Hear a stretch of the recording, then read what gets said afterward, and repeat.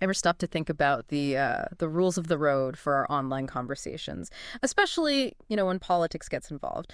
Hmm, Today, we're diving into a really interesting debate. It's sparked by this idea of regulating political speech online. exactly. We've got a commentary piece here, and it's reacting to a speech by a former head of the Federal Election Commission. Oh, okay. And it raises some, well, pretty fundamental questions, I think, about balancing control of information with, free expression in this digital age. Right. So our mission, kind of in this deep dive, is to really unpack the core concerns that this commentator has about regulating what we see, what we say online politically. Hmm. What are the arguments against this kind of oversight? Okay, let's get into it. So the commentary focuses on the speech given by M. Ravel. She used to chair the Federal Election Commission, the FEC. Right, the FEC, campaign finance, that sort of thing. Precisely. And this speech was at UC Berkeley at an event called Future of Democracy. So yeah, traditionally the FEC looks at, like you said, campaign finance for federal elections, who's donating, how the money's used in ads, TV, radio, that stuff. Okay, so Ravel, coming from that background, apparently suggested we need some new rules for the internet. That's what the commentator says, yeah.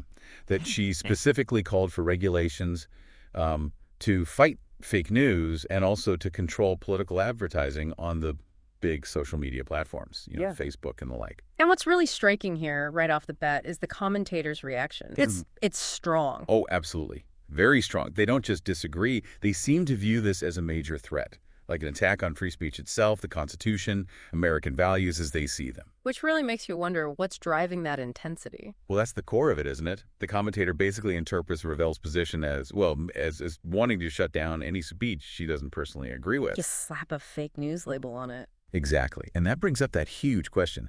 Who gets to be the arbiter? Who decides what's fake? And maybe more importantly, what are the potential dangers if that power isn't used carefully? Yeah, the potential for misuse. Precisely.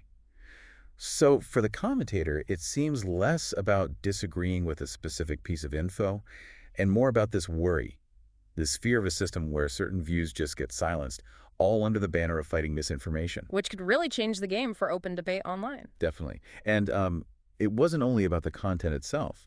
Ravel also apparently raised concerns about transparency, or rather the lack of it. Ah, About who's actually creating and crucially funding these online political campaigns. She saw that as the big growing problem that needed attention. which kind of links back to the FEC's traditional role, right? Disclosure, preventing hidden influence in elections. Exactly. So the thinking seems to be the internet is now a huge platform for campaigning, so maybe it needs similar safeguards, similar transparency rules. But the commentator really pushes back hard on this point, especially when it's about, just regular people online. Mm-hmm.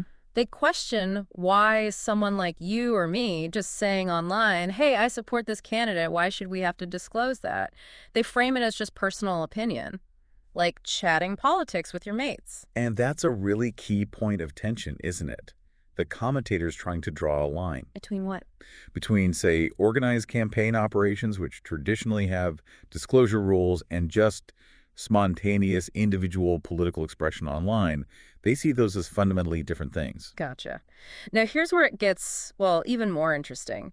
The commentator brings up a prediction Ravel made Oh, what was that? that by 2020, most advertising money would shift away from TV onto the internet. Ah, okay, that makes sense given the trends. Right. But then the commentator throws in this little side note, hoping some YouTube boycott would be over by then. Huh, that's interesting. I mean- It sort of gives you a little window into that whole ecosystem, doesn't it? Content creation, ads, platform policies. Yeah, how money and platform rules can also shape how political info flows online. Definitely. Then the commentary kind of shifts focus, looks back a bit at Ravel's history. What about it? Well, apparently, she'd previously suggested regulating some right-leaning websites, like the Drudge Report. Oh, really? Yeah, and according to the commentator, she dismissed criticism of those ideas as just being rooted in bias, like misogyny. Okay, so the commentator is painting a picture here, adding some historical context. Exactly. They seem to be suggesting, look, this isn't new. They see her current proposals as maybe part of a pattern, which for them raises questions about the motives and potential bias in any regulation. And it sounds like Ravel's idea of regulation was pretty wide-ranging. Apparently so. The commentator mentions her belief that the FEC's authority, its purview, should basically expand to cover all sorts of internet political activity. Like even just people expressing their views online. That's how the commentator frames it, yes. Yeah. Even just airing political viewpoints, Yeah. which, if that happened, well, what would the implications be? Yeah, that would be a massive shift. It could potentially put a huge amount of everyday online chat under some kind of regulatory eye. Which is exactly what the commentator seems deeply concerned about. And then they bring up this bit of history. Apparently, back in 2015, there was an attempt by Democrats to expand the FCC's powers. Ah, the FCC, not the FEC this time. Communications Commission. Right, sorry, the FCC. To expand their powers to cover things like social media posts, other online political speech, stuff that wasn't traditionally regulated, like, say, TV broadcasts. That's a really important detail. It shows this whole idea, regulating online political speech, it's not brand new. It's been kicked around before. Yeah, and it faced pushback then, too. It also suggests maybe this isn't strictly a single-party issue. Different groups might have explored it. Now, to make it really concrete, the commentator talks about their own experience. Personal experience. Yeah, running a political action committee, a PACI, and having to deal with FEC regulations. And they say that experience navigating those rules actually pushed them towards platforms like YouTube for political discussion. Ah, so that first-hand account really shows the practical side, doesn't it? How existing regulations can shape where political speech happens. Right. And for some people, the internet, at least before any new rules, felt like a space for, well, more open, less restricted political talk compared to traditional media. Which gets right to the core of the commentator's whole argument. How so? They're basically saying the internet platforms like YouTube are vital, crucial for free speech, for open discussion, especially as alternatives to the older, more regulated media. They see this online space as essential. And then the commentary gets quite pointed. It argues that people pushing for these regulations are really just trying to silence voices they disagree with. Because in the commentator's view, their own ideas can't hold up. That's the accusation, yeah. That their ideas are failures, so they want to shut down the debate. Wow, that's a direct hit.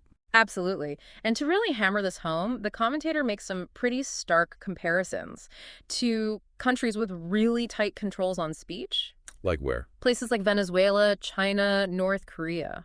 Okay, so drawing a clear line, using those examples to highlight the potential dangers, as they see it, of going down that regulatory path, suggesting it could lead towards more authoritarian control.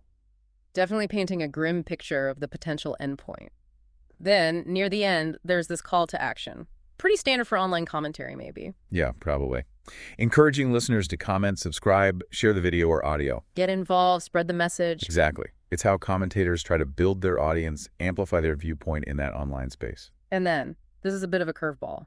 There's an ad. An ad. For what? For a tea product. And some other health supplements. Huh. Right in the middle of the political commentary. Well, towards the end, the commentator even says they use these things to stay healthy for, and I quote, the good fight for liberty and freedom. Well, that certainly shows the mix you can get online, doesn't it? Political talk right alongside commercial endorsements. Yeah, all flowing together. So, okay, wrapping up this deep dive, the central conflict that really jumps out is this push and pull, isn't it? Between what, exactly? Between, on one hand, this understandable desire to deal with misinformation online, which is a real issue, and on the other hand, these deep concerns about restricting free speech, about limiting individual expression. It's a really tricky balance to strike. It absolutely is. And this particular commentary, the one we've been exploring, definitely came down hard on one side.